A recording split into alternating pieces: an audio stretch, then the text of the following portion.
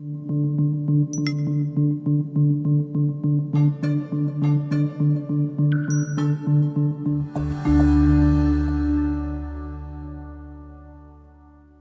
are predicting that the worst is yet to come, which is unfortunate, said one person here. Until now, they've enjoyed the reputation of being the nation's icebox. Watched a burglar in his home this morning by webcam. As a journalist of over 25 years, stories are what make my world turn. Reporting live from the Dallas newsroom tonight, Jeff Crilley, Fox 4 News. But in 2008, I took the jump from my familiar life and started a PR firm from my home. We're talking about anyone with a camcorder like the one I'm using becomes a television network. We started slowly growing the company, and we now have over 100 clients, and we've branched into the world of live digital broadcasting. I now own 8 different TV studios and have a huge team, and the stories that I now get to share are sometimes the most important of my life. Life has a funny way of coming around full circle. This is the Jeff Crilley Show. Welcome to my show. Today we're talking about commercial real estate, and the pandemic threw everything on its head, and commercial real estate is still one of those big questions out there. To help demystify things, Michael Johnson, not the sprinter, Sorry, joins us in studio to talk about that. Michael Johnson is with Keller Williams. Thanks for being on the show. Thanks, Jeff. I appreciate it. All right. Well, first we got to talk about your name, Michael Johnson. Ever since he became a star, you've heard the same joke. Oh yeah, it's like, as soon as I introduce myself, oh, you're not the sprinter. That disappointment of, or somebody. I say, hey, I set up an interview with someone that I've not met yet. My name is Michael Johnson, and they have that aura of disappointment over their face that it's not the real Michael Johnson. But he is the fastest man in commercial real estate. I can tell you that. So let's talk about that. So in your capacity with Keller Williams, you do retail, you do commercial office space. What? You're looking at when you talk about retail, commercial office space, medical office. You also have industrial. People that are looking to lease industrial spaces. So that kind of my group. We also look at investment for buyers for people, properties that for multifamily. If they wanted to own their own kind of strip center, stuff like that. Yeah. So I've heard 2 different things when it comes to commercial real estate. Either everybody's going to work from home and nobody's going to need an office, or they're going to need more space in the office because they need to social distance now. Right.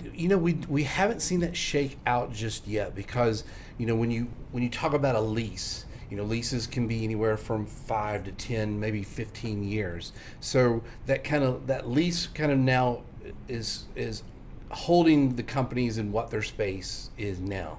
I have a feeling that there could be a time that some companies go, our people were very productive from home. We don't need this much space, so we're going to back away.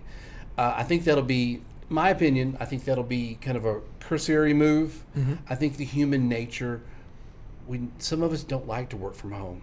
Some of us like the interaction of being able to, I need to take a break. I want to go talk to my coworker to help that creativity that is needed in the workplace. Also, a Zoom meeting, there's not much there for creativity in a way. So I think at first there might be some knee-jerk reaction to go, oh, we don't need that much space. But I think over the long term, I don't think office leases will be hurt as hard. Now, again, when you talk about coronavirus and retail, that we've definitely not have seen what's going to happen, because you still have some businesses, they still haven't opened fully, if they've opened at all. Mm-hmm. What does that mean? Has their landlord give them some forbearance? Meaning, have they said, hey, you don't have to pay us at this time, we'll just kind of push it on down the line?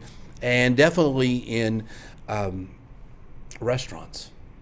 Restaurants, the mom and pop, the for the size that would be, say, a 1,500 square foot restaurant up to a 3,000 square foot restaurant, we really don't know where that, the national average, they say, is about only 20% will survive this. So we expect to have a lot of what we call second generation restaurant spaces come into the market at any time. How about industrial? Industrial was not hurt. Industrial rates we see pretty much stayed steady. Industrial was always those are, I wouldn't, didn't want to say that they're needed across the board, but most of the time industrial uses were construction, or maybe medical supplies, stuff like that, that were needed for during this time of the pandemic. So there's a lot been written and talked about the end of the mall. What do you see for that kind of retail when some of these anchor stores are declaring bankruptcy?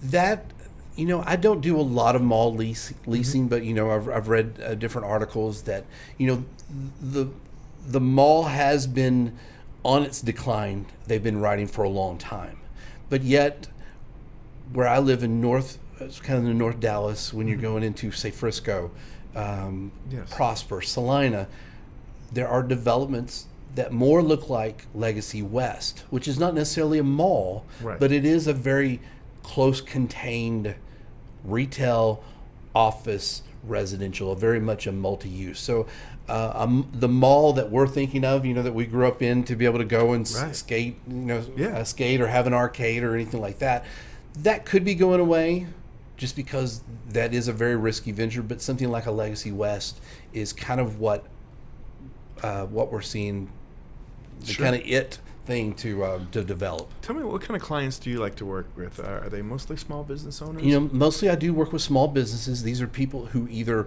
already have a business, they're looking to grow, they've already outgrown their space and they're looking to move into a bigger space, or they want another location. I also work with, and I say work with / counsel those who are starting a business, to help them to understand, hey, you're going to have some financials. They're just not going to give you this lease and, pat you on the back and say, get out there and go. You're going to have to prove to them that your product is sound, your business plan is sound, and that you are going to be a good tenant for this property. Because a landlord doesn't necessarily look at the individual tenant. They look at the combination of how all my tenants work together, are kind of some synergy in the center, so that everybody is successful. So if they do have that opening, they can tell a new person that is coming in who is looking at that to maybe lease that space, hey, our tenants make over X amount, millions of dollars a year, and they can really sell that. So they don't look just individually; they look at a whole spectrum of how their tenants work. And when it comes to tenant representation, what should people look for? You always, you see the signs everywhere you go. You could, anybody could call them and say, hey, how much, what's the lease space? Well, how much is it? The intricacies come into, that person that you're talking to, they represent the landlord. So you have no one representing you. So you don't know what the ins and outs are for negotiations. Possibly, I would think if just people off the street just didn't know that, hey, what's a good increase per year? Is that 2%? Is that 5%? Is that 10%? Right. They wouldn't know what type of increases are good or not. Also, to understand triple nets, to understand tenant build out and tenant build out allowance. So what can you get from the landlord to help you if you need to reconfigure the space for your business? Your landlord will sometimes help you do that and give you monies toward that. So I don't know, I would say that anybody who is looking to do that, they really need someone who is in the field and who has experience, because whatever they pay, that's how I get paid is a percentage of that. So they're not going to be save any money because they're representing themselves. They're probably costing themselves money. That is very good advice. We're going to put your Facebook page up. Michael Johnson, Keller Williams, the North Texas Commercial Group. Yeah. Thank you so much for being on the show. Thank you, Jeff. I appreciate it. You were awesome. That's it for now. We'll see you next time.